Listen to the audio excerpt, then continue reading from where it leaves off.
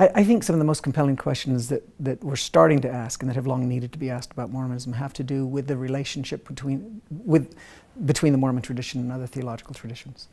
I think part of the experience of being kind of sequestered in the mountain vastnesses of Utah led to a kind of insularity on the part of Mormon historiography, certainly. And we've recognized that, but I think also there's been a kind of insularity to its theological self-understanding.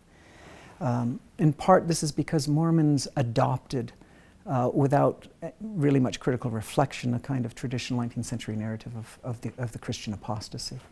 And so Mormons have this self-understanding of their theology as being largely a repudiation of virtually everything that happened before the time of the Reformation, and the Reformation paves the way for Joseph's restorationism. And I think nothing could be further from the truth. A careful examination of the historical record shows that, as Joseph Smith said in his very last recorded sermon, the old Catholic Church has more truth than all the rest. So I think what's needed at present is a kind of reconsideration of how Mormon theology is situated within the context of that theological tradition.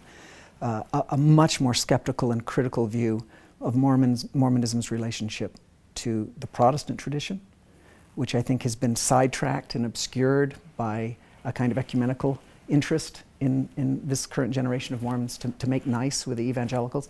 I think that's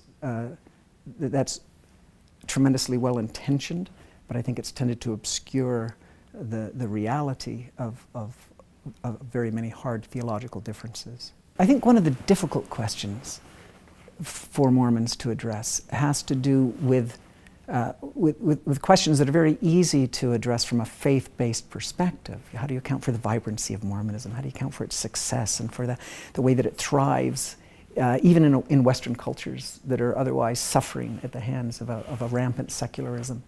And so it seems to me that maybe these are questions more for sociologists of religion to be asking, but what is it about the genius of Joseph Smith that created the conditions for the flourishing of Mormonism in a secular age?